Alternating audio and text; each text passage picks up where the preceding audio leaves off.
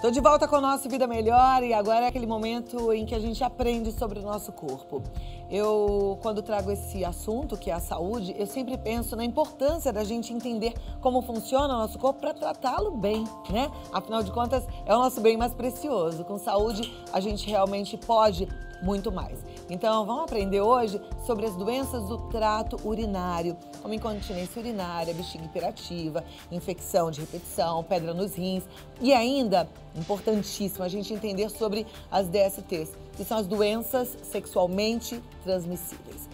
E nossa produção convidou um urologista muito querido, que vive esse assunto e exerce a medicina com excelência. Ele atua no Hospital das Clínicas da Faculdade de Medicina da USP e está aqui com a gente, Dr. Renato Falci Júnior. Esse sobrenome sempre me pega, né? Mas seja bem-vindo mais uma vez, viu? Obrigada por estar aqui.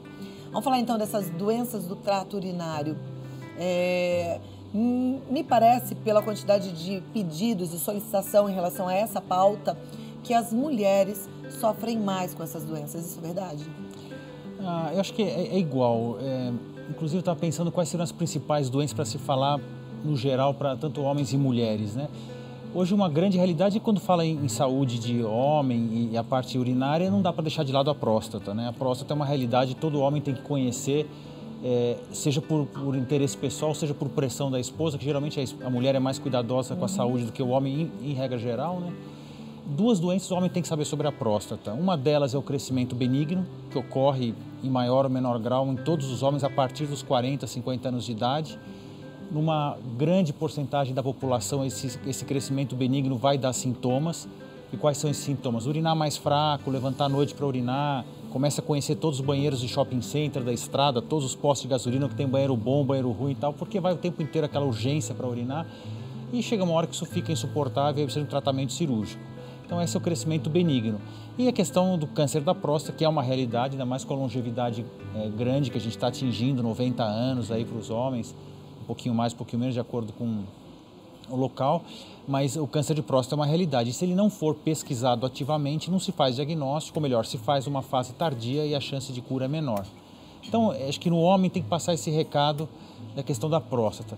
Da mulher, a gente tem que lembrar também, homens e mulheres, mas vale para os dois, a questão dos cálculos renais, a litíase, né? A gente vive num país quente, um país tropical, a gente tem que lembrar de tomar bastante líquidos, abusar da limonada, que ajuda a nos prevenir para alguns tipos de cálculos renais, os mais comuns, é uma coisa muito fácil de ser feita, né?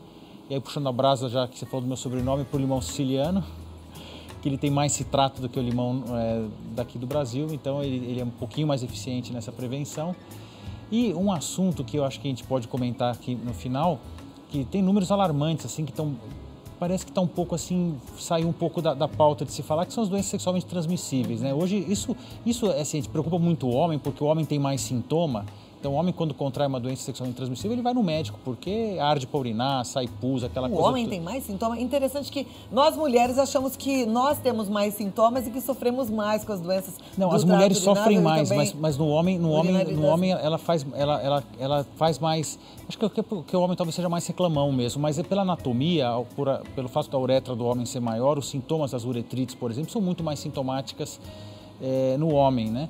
Enquanto que na mulher a doença pode ser um pouco silenciosa, e eu concordo mesmo que as mulheres sofrem muito mais. Hoje, por exemplo, a gente pode comentar com mais detalhes, a prevalência de HPV no colo do útero chega a 50%, de acordo com algumas casuísticas, né? Isso é um número, acho que nenhuma doença a gente aceita um comportamento que possa gerar uma probabilidade tão alta de doença, e a gente tem que voltar a talvez pensar e voltar a falar desse assunto, porque está mutilando muita gente isso aí, sabe? Agora, as doenças sexualmente transmissíveis, elas devem ser controladas a partir do momento que a pessoa tem responsabilidade com o seu próprio corpo, né? Isso assim, o Pasteur já ensinou pra gente há 200 anos que não existe geração espontânea de vida, né? De micróbios, né? Então, ela chama doença sexualmente transmissível porque se transmite, né? Só para ter uma ideia, né, assim, hoje a gente fala em números de parceiro, parece uma coisa absurda falar em redução de número de parceiros, mas muitos bancos de sangue, muitos, a gente pode fazer experiência, quem já foi doar sangue, eles fazem uma entrevista onde se pergunta os hábitos sexuais da pessoa. E alguns deles, quem tem mais de um parceiro, veja, nos 12 meses, eles descartam esse sangue. Veja, o objetivo é totalmente claro, reto, moral, né, ético. Ele quer preservar a saúde do receptor desse sangue. Por que a gente não pode raciocinar para preservar a própria saúde? Claro, olha. Né? A Né? gente e é um se raciocínio preocupa... tão simples de ser É estatístico, feito, né? É estatístico, é matemático. Nem estou falando de medicina, estou falando de matemática, de álgebra de colegial, né? Probabilidades. Quanto mais se expõe ao risco, maior a probabilidade, né? Veja, o HPV hoje, assim, ele é silencioso.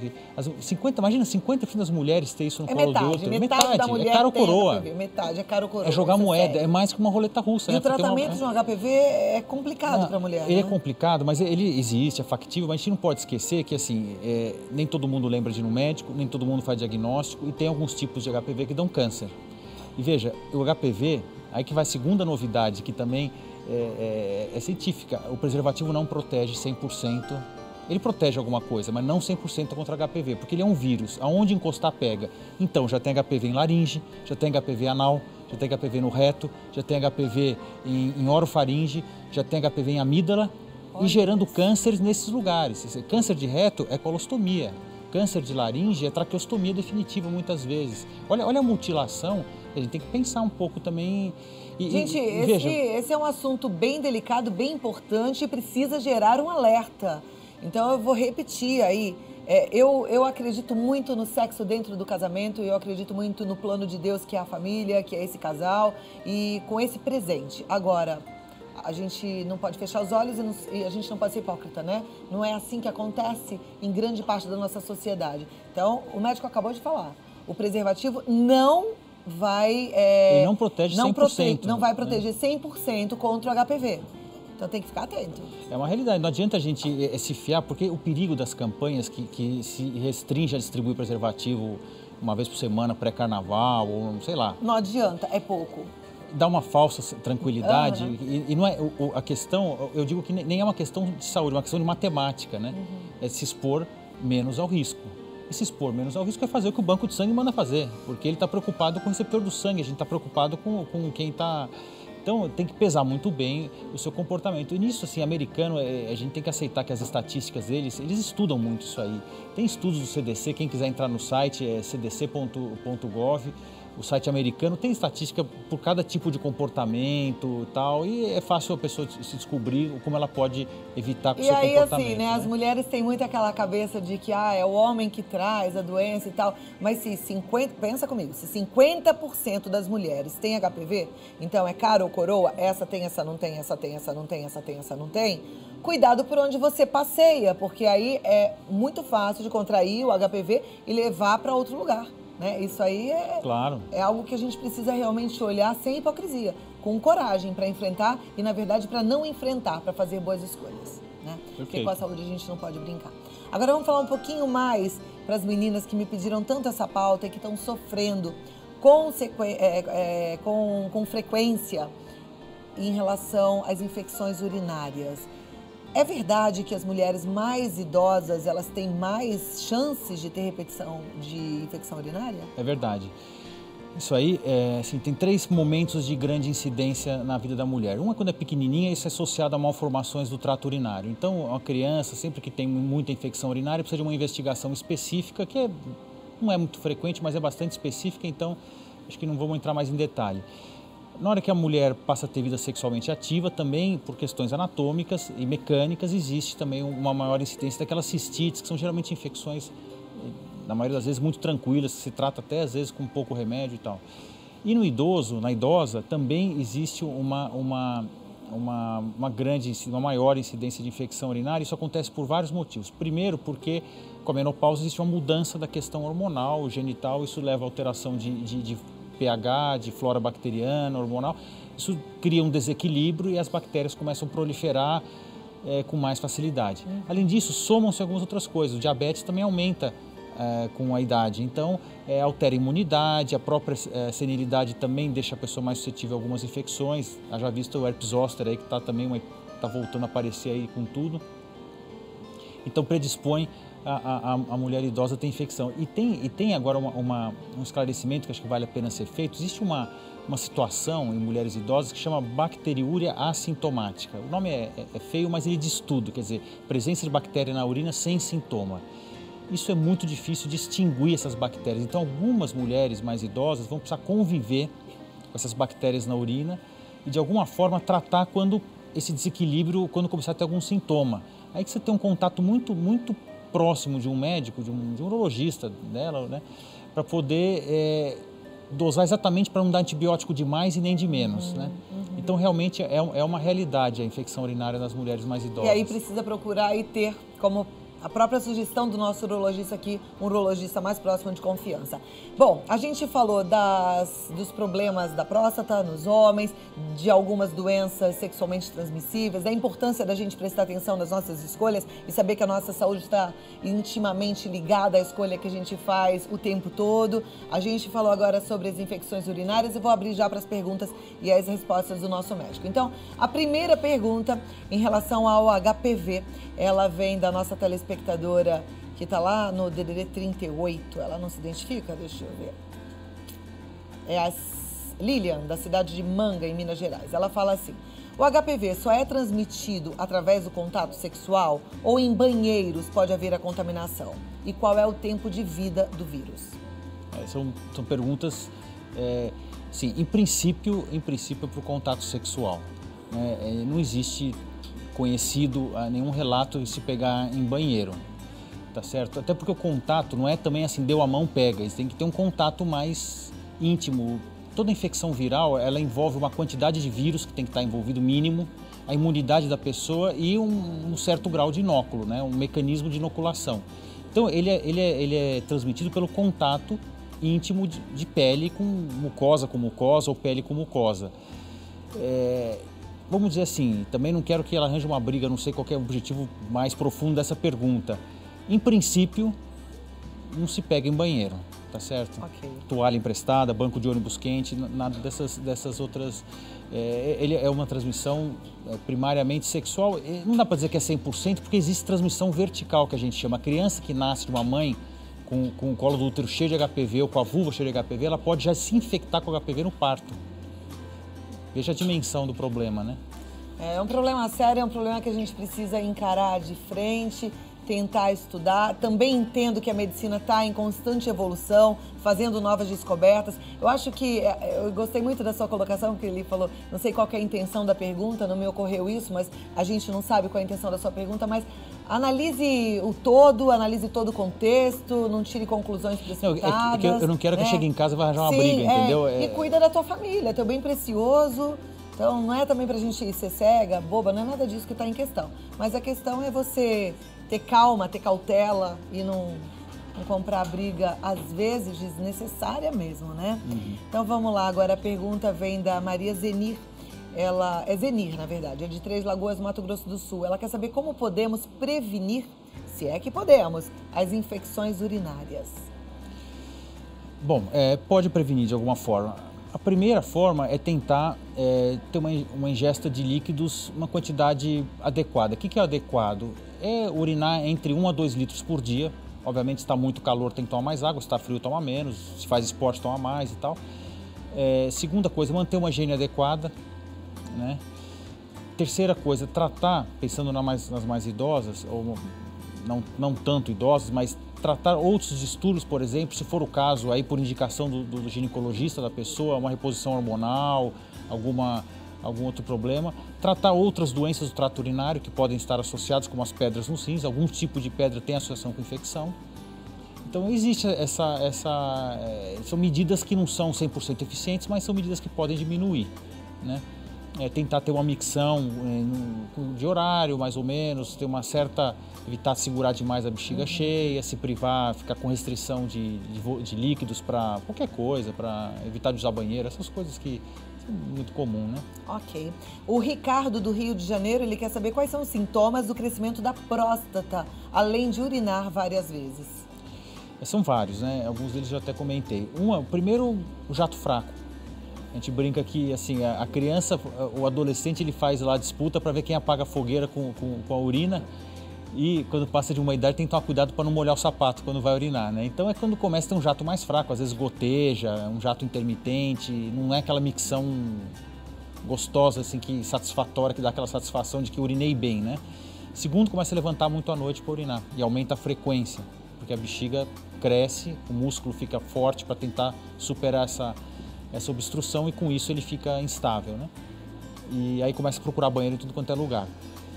Terceiro, pode até acontecer algumas perdas de urina, essa urgência está associada a algumas perdas.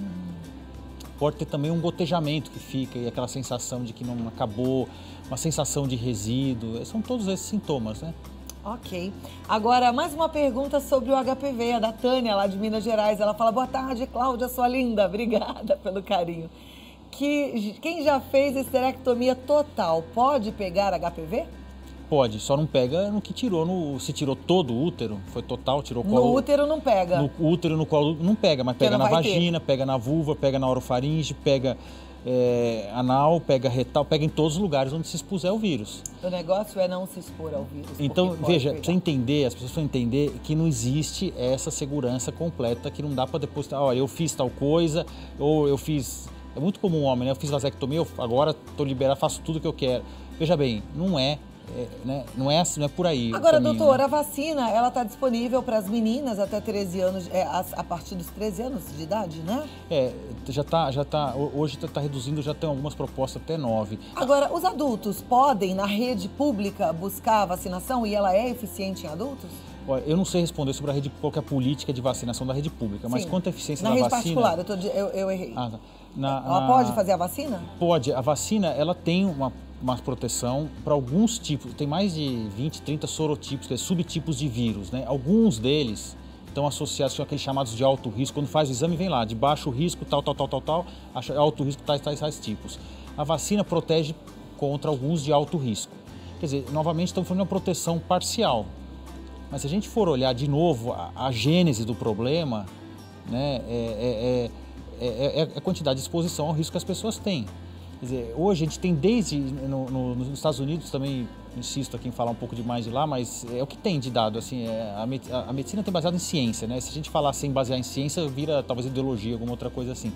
A Academia Americana de Pediatria fez um documento se manifestando muito claramente sobre a questão de, pensando nas crianças, quer dizer, envolve um pacote todo, que envolve até uma crítica à ideologia de gênero. Porque eles mostram que não existe... As crianças nascem determinadas por um binário genético que é XX ou XY, né? E a partir daí, de acordo com a vida, desenvolve um certo comportamento sexual. E a partir desse comportamento, ou que é talvez imposto para algumas crianças, isso pode gerar distúrbios. Então, se a gente for olhar a base da doença sexualmente transmissível, vamos olhar filosoficamente, talvez matematicamente, em vez de ficar pensando, esse é o bicho, esse aqui é o antibicho, esse aqui é o remédio para o bicho tal, deve ter o bicho Y, daí junta o A com B, dá uma bagunça e tal. A origem, o grande problema está na palavra transmissível, né? Então, quanto maior se expõe a um risco, maior o risco. Quer dizer, existem proteções? Existe. O próprio preservativo não dá para negar a proteção que ele oferece. A vacina contra HPV, ela não dá para negar a proteção que ela oferece, mas são proteções parciais. Entenda. A proteção verdadeira mesmo, gente, falando português claro, é monogamia. É assim, sexo é legal dentro do casamento, é o marido e a mulher, acabou, senão vai virar bagunça. Não, eu volto aqui já. Tudo, isso, tá? Não tem o que falar, assim, vai pegar a doença, vai pular o muro, vai pegar e vai levar para casa. Não vou pular o muro, mas vou ter vários parceiros, vai colocar aí a sua saúde, a sua vida em risco. É isso, simples assim. Eu vou voltar aqui com o Dr. Renato Falci Júnior, respondendo as dúvidas, mas eu quero deixar claro uma coisa. A hora que eu saí de lá, eu falei, o importante é a gente não ter falsidade, não ter hipocrisia, e entender que não é mesmo para pular o muro, não é mesmo para ter vários parceiros, a gente tem que ter muita consciência disso, que a vida da nossa família que está em risco, né? E eu estendo isso, porque quando a gente fala em traição ou vários parceiros, a gente pensa rápido em homens, né? Os grandes vilões, mas não. As mulheres também precisam estar muito conscientes. Tem mulheres também que não resolvem seus problemas, não tiram as sujeiras de debaixo do tapete e ficam tentando resolver isso fora de casa. Eu sempre falo para você da importância de você ser verdadeira, você buscar resolver as questões, tratar a sua relação a dois, conversar, ter franqueza na tua relação para deixá-la saudável, prazerosa, gostosa e harmoniosa. É possível, viu? Vamos lá, vamos continuar. Doutor, tem muitas perguntas chegando, a turma realmente participa e gosta do programa, viu? É muito bom. Obrigada por você estar aqui. E aí a turma isso, é um prazer. já vai tirando as dúvidas. A gente hoje trouxe esse tema que é importante, muito um importante, alerta, né? Muito importante. Aqui, olha, a nossa telespectadora, ela diz assim: Cláudia, boa tarde. Qual o sintoma de HPV nas laringes ou em outro lugar do corpo? E como descobrir a tempo se tem HPV em outro lugar do corpo? Qual é o tipo de exame para HPV, por exemplo, na garganta? Eu amei a sua pergunta, porque quando a gente vai ao ginecologista, eles fazem todos os exames, mas é ali. Agora, você disse que tem HPV em tudo quanto é lugar? Aí é o seguinte, lembrando do ginecologista, a gente tem que lembrar que muitas vezes HPV não dá sintoma, quando ele dá é tardio, né? Esse é um grande perigo. Aí a gente vai ter que entrar na questão do comportamento e sem querer gerar celeuma, existem, isso também é muito bem estudado e está na internet os dados, só em lugar sério para procurar a resposta, a gente acha tudo. O CDC, ele classifica de acordo com o comportamento sexual os riscos de doença. Então, por exemplo, o câncer anal, 47% dos casos de câncer anal estão dentro da população LGBT americana. Isso é um dado do CDC de 2013. Então aí, qual que é o raciocínio disso? É que, entenda bem aqui, que a medicina estuda assim, ela estuda, por exemplo, por que ela pergunta qual que é a origem de uma pessoa? Não é questão, não tem nada de política na história. A questão é a seguinte: quem vem do Mediterrâneo tem risco para anemia do Mediterrâneo. Tem algumas populações negras têm risco para hipertensão mais grave. Então é importante, o japonês tem mais tendência de câncer de estômago. Então ele tem que saber, não é verdade? Como a gente fazer um seguro de carro? Você vai lá perguntar como é que você dirige, você para fora, para dentro, para saber. Bom, aí depende do comportamento da pessoa. Se a pessoa tem algum comportamento chamado de risco, né? Classificado pela medicina, ou seja, que é de risco, está exposto a uma incidência maior de infecções, ele tem que procurar um médico específico. Por exemplo, a pessoa ela tem vários parceiros e pratica sexo oral com muita frequência, ela tem que fazer um otorrino e procurar na laringe. A pessoa é homossexual ou gay e tem múltiplos parceiros, ele tem que procurar um proctologista e procurar ativamente se existe HPV, porque na hora que der o sintoma, pode ser tarde demais. Então aí a gente tem que ir pela estatística, e a estatística é a realidade, não adianta, é a verdade, assim, que sirva de alerta para quem ela não é muito papai com as pessoas com o comportamento. Não pode ser, né? Porque o comportamento vai, na verdade, direcionar qual é o médico que você tem que visitar, qual é o risco que você está correndo. É nessa filosofia da coisa. E quando a gente faz escolhas, eu sempre falo aqui, as nossas escolhas, todas elas, gente, elas têm consequências. Se você escolher dar um sorriso, você vai ter consequência desse sorriso que você deu. E é assim na vida. Escolheu e a gente escolhe o tempo todo, tem consequências. Então, pensa nisso e busque um profissional ligado às escolhas que você fez, tá bom? Aqui, olha, a Angélica, ela quer saber o seguinte: quem teve o HPV tem risco de ter novamente? Sim. Ele pode voltar? Pode voltar, pode pegar de novo. Veja, estamos falando de 50% de incidência, cara ou coroa. E às vezes, vai chegar na hora H, vai fazer um exame com microscópio lá no parceiro dela para saber se tem, passa batido, entendeu? E isso aí, a gente tem a gênese, tudo isso aí é questão de comportamento. Veja que até o comportamento da pessoa, não estou entrando em mérito de certo ou errado aqui para não criar celeuma, mas ele determina o risco para alguma doença. Então aqui fica um alerta, já que você tocou no assunto de família, que eu achei perfeito, os pais têm que ficar de olho no que estão ensinando na escola para os filhos. Porque isso aí vai ter repercussão para a saúde depois, seja mental, seja física, seja até questão oncológica de câncer. Estamos falando de doenças graves, entende? Então, é um alerta. Se a gente olha assim, a sociedade, olha que esse assunto de doença sexualmente transmissível, ele traz à tona muitas questões, entendeu? Até o que estão ensinando para os nossos filhos na escola. É verdade. Entendeu? Poxa, como isso é sério, como está sendo importante falar sobre isso, e eu acho que abre aí um canal de comunicação bacana em casa. Aproveite, tira proveito desse papo. A Sueli, ela quer saber se verrugas na área genital pode ser sinal de HPV. Sim. Sim, qualquer verruga? Toda verruga genital é suspeita. Aí o que se faz? Se retira essa verruga, faz um estudo microscópico e um estudo genético. Com o estudo microscópico e genético, ele vai poder responder se é HPV e ainda mais, qual o tipo de HPV. Se for de baixo risco, tudo bem, acabou a conversa. Se for de alto risco, você tem um controle mais próximo. Tá joia. Alto risco para câncer, né? Isso que é... Ok, tem bastante pergunta e muitas perguntas sobre HPV. A Maria Aparecida de Bujaru, ela quer saber, o HPV é transmitido apenas sexualmente? Então, essa pergunta já foi parcialmente respondida. Assim, a principal, para dizer assim, a imensa maioria dos casos é via sexual. Existe uma porcentagem também transmissão que chama transmissão vertical, que é aquela história que eu contei da criança que nasce de um parto normal, de uma mãe que está infectada e cheia de HPV. Então chama transmissão vertical, quer dizer, da mãe para o filho. Mas, por exemplo, você disse que mucosa com mucosa pode transmitir HPV. Existe HPV na mão? Não. Não. Mas assim, veja, imunossuprimidos, assim, pacientes com AIDS, às vezes a gente vê verruga HPV por todo o corpo, porque existe uma imunossupressão. Mas se a pessoa tem HPV por todo o corpo e eu vou dar um abraço, eu posso contrair HPV? Não é assim na prática. Não é desse jeito. Não é desse jeito. Não é para segregar a pessoa com HPV. Veja, na prática, aqui as pessoas, essas perguntas estão procurando às vezes filigranas para tentar justificar alguma coisa que a gente não sabe exatamente a intenção, é até perigoso responder isso ao vivo aqui. Mas veja, HPV, de regra geral, a mensagem que é para levar para casa é que se pega por via sexual. As exceções, depois se alguém falou que pegou no banco do ônibus quente, no vestiário do clube, veja, não vamos entrar nesse celeuma agora, tá certo? A mensagem que tem, que a gente está querendo, esclarecendo com a informação, é evitar que se transmita muito essa doença, que é uma peste atualmente, né? É uma doença que se previne evitando o contato sexual. Você disse que o exame seria a biópsia, né? Tem uma verruga, retira essa verruga, faz uma biópsia. Existem outros exames? A pergunta da nossa telespectadora é como descobrir se tem ou não o HPV? Quais exames que podem ser feitos? O primeiro exame, então começa tudo, a medicina começa assim, primeiro começa com uma história. Se ela se identificar algum comportamento dito de risco, obviamente que, como você falou, um casal monogâmico tem relação dentro do casamento, não existe geração espontânea, isso o Pasteur já nos disse há 200 anos. Mas veja, tem uma história suspeita, procure um médico, um ginecologista para a mulher, um urologista para o homem, procure um médico, ele vai examinar. E, de acordo com a história e o exame físico, ele pode julgar necessário pedir algum exame a mais, que pode ser desde uma biópsia e desde uma pesquisa genética se existe partículas virais. Mas isso vai dentro de um contexto.